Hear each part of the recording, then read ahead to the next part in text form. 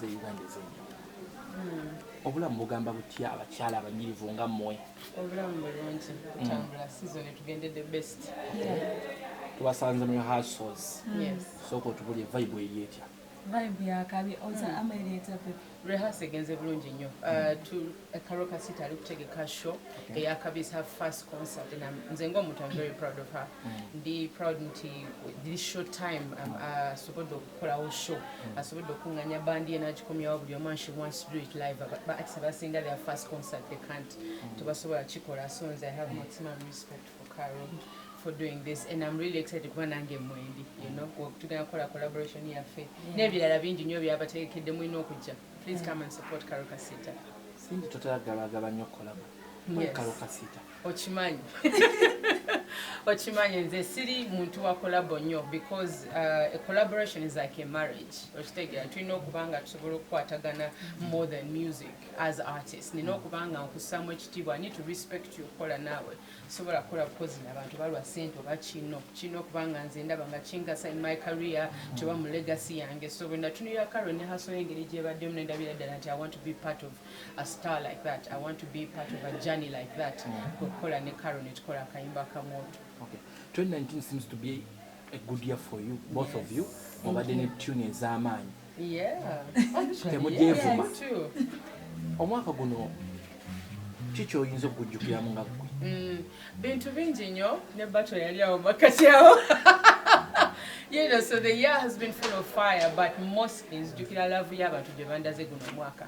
Si nti tebagindagangako, but still this year bafani bange banviirayo mu ngeri nze gye nali sirowooza exactly. They stood for me. I've never needed them to stand up for me like this year, and they came out like an army, like mwana okitegera gaali magye at that time, and I felt it. So champa confidence nze as an artist. Yeah. So akwogerera Karole about this year. This year has been a blessing to me because first of all in a concert this Thursday, so it's a blessing to me. Everyone which is a very hard thing. Everyone was helping me this year, just did it for me. Atebuli, all the media houses have which is a very, very good thing. I want to my fans Karole is this and this and this. They found out the strength in me, which is my performance, and they never follow work. So I feel blessed. You've not talked about your hits, Nins or you need to. It's true. This year I've had very big songs. Yes, I've had my first official nominations in the Buzz Teens Awards, which is a very good thing. 4 awards. So I feel like I've worked so hard this year and I've been so blessed, and my fans have stood up and said that we love this girl and we are in this whole thing with her. So come 19th December this Thursday, please come to the government Chisoboka.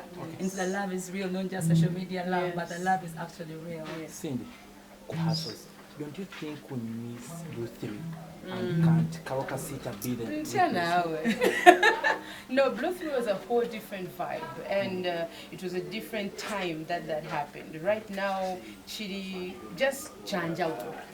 So I don't think this moment right now would make us, miss Blue 3. No, it happened. It was amazing at its time. Right now, there are even better artists, even more established artists. Right now, industry is way bigger than it used to being a Blue 3 way. So it's just different. Okay.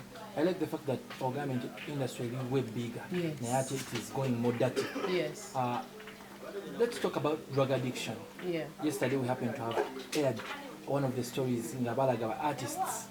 One of the subject anti-drug addiction here young age. Seeing the Karole Kasita with the energy showcasing and performing. What's behind this? You want to go first? Me, it's natural. I just love music so much. I love music like any once I hear a song play, the vibe just comes on. I don't choose anything to hype me up. No, I only use warm water. It's a must. I don't choose anything. I don't choose any drug, and I would never use any drug because once I use the drug, I would walk naked. I already moved some a bit naked. So now I got to Okay.